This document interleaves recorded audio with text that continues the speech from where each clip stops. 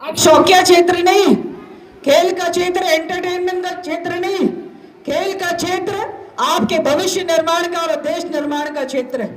खेल का क्षेत्र आपका करियर का क्षेत्र है। खेल का क्षेत्र आपके अभिभावकों का सिर ऊंचा कर देने वाला क्षेत्र है। इसलिए पूरे दमखम के साथ अपना 100% देने का काम करें।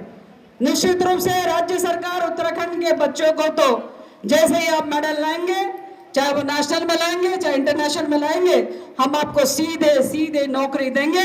नौकरी में राज्य की सेवा से कहीं अधिक आपने मेडल लेकर खुद भी बढ़ना है, प्रदेश का नाम भी रोशन करना है, देश का नाम भी रोशन करना है और साथ में भविष्य भी तैयार करना है। यह आप पर मैं जिम्मेदारी देकर जा रही हूं। इसके अतिरिक्त यहाँ पर एक महिला हमारे बीच में खड़ी है जो इस विद्यालय को 1987 से विद्यालय प्रारंभ हुआ, जैसा वो बता रही थी। 1987 से प्रारंभ होने के साथ में आप बता रही थी कि मेरे पिताजी 52 वर्ष की उम्र में हार्ट अटैक के कारण हमारे बीच नहीं रहे। तब मैं बहुत छोटी थी और जब मैं बहुत छोटी थी तो पापा जी का सपना था कि इस विद्यालय को संचालित रखें और शिक्षा दीक्षा का काम जो बालिकाओं या बच्चों तक में हमारी जिम्मेदारी है, हम उसको आगे बढ़ाएं, निर्वहन करें। आज मैं इनकी बहुत बुरी प्रशंसा करूंगी। सुरेंद्र कौर जी की मैं चाहूंगी कि इनके लिए जोरदार ताली।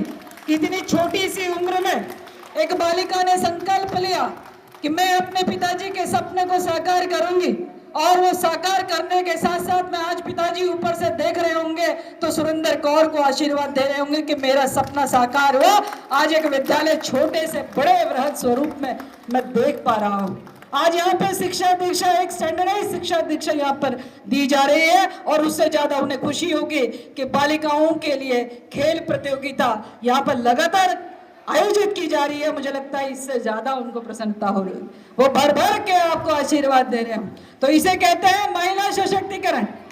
इसे कहते हैं कि जब एक माँ, एक बेटी अपने पिता के लिए देखे हुए सपने को पूरा करने का जब संकल्प लेती है तो ये स्वरूप बदलता है। जो ये प्रीमाइसेस आप देख रहे हैं ये स्वरूप बदलता है।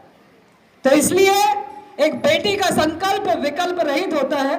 ये मैं खुद बेटी होने के नाते फिर दावे के साथ कह सकती, और यहाँ खड़ी बेटियां भी इस बात को अच्छे से समझ रही। तो इसलिए आपके अंदर वो सब कुछ है जो एक लड़के के अंदर भी नहीं होगा। इतना दमखम है, बस अपने को पहचान लो, अपनी ताकत जान लो बच्चों। मुझे लगता है फिर कहीं कोई ऐसी कोई कमी नहीं, जीवन की ऐसी कोई चुनौती नहीं जो आपके आगे दीवार बन के खड़ी हो जाए। मैं उसका जीता जागता उदाहरण हूँ कि मैंने जीवन की बहुत सारी चुनौतियाँ देखी, लेकिन जब संकल्प और नियत ईमानदार होती है तो मैंने यह देखा है कि ईश्वर भी आपके लिए खड़ा हो जाता है। ये इनके इन प्रकार आपके उद्देश्य को हल करने का काम करता है। तो मैं समझती हूँ कि आप सब लोग इसी दिशा में आगे बढ़े और मैं पुनः आप सबको बहुत शुभकामनाएं। मैं रमेश ओली जी का बहुत धन्यवाद दूंगी कि रमेश ओली जी ने मुझे इस विद्यालय से जोड़ने का काम किया। उन्होंने एक प्रयास इस बात का किया कि मलखम्ब जैसा जो हमारा पारंपरिक खेल है वो कहीं ना कहीं आज वंचित अवस्था में रह गया था। उस वंचित अवस्था से निकालने के लिए मुझे उनसे प्रेरणा मिली और प्रेरणा मिलने के साथ में आज मैं बहुत सुखद अनुभव के साथ कह सकती हूँ कि मलखम्ब अब राज्य की खेल नीति का अभिन्न हिस्सा है। इसके साथ साथ मलखम्ब अपने आप में राष्ट्रीय और अंतर्राष्ट्रीय स्तर की प्रतियोगिता में शामिल हो चुका है। इसके लिए मैं विशेषकर रमेश ओली जी का वो बधाई के पात्र है कि उन्होंने मैं ज़्यादा न कहते हुए, क्योंकि मुझे लगता है कि मैं बहुत कुछ ऐसा कह चुकी हूँ जो शायद आपके मन में कहीं ना कहीं किसी न किसी संकल्प के रूप में ज़रूर आप सबको प्रेरणा मिलेगी। इन्हीं बातों को कहते हुए पुनः पूरे विद्यालय प्रबंधन का, मुझे आमंत्रित करने वाले सभी लोगों का मैं हृदय की गहराइयों से धन्यवाद करती हूँ। और मैं धन्यवाद इस बात का भी करती हूँ कि हमारे अलग अलग राज्यों से आए हमारे बच्चे यहाँ बहुत सारी चीजें सीख के अच्छे अनुभव के साथ में अपने प्रदेशों को लौटेंगे। आप लोगों ने देखा होगी कैसे कुमाऊनी, गढ़वाली, हिंदी, किस प्रकार का सांस्कृतिक रंग इस उत्तराखंड में बिखरा हुआ है, ये आप सब लोगों ने देखा होगा। छोटे छोटे बच्चों में किस प्रकार से हमारी संस्कृति की झलक वो आप लोगों ने देखी होगी।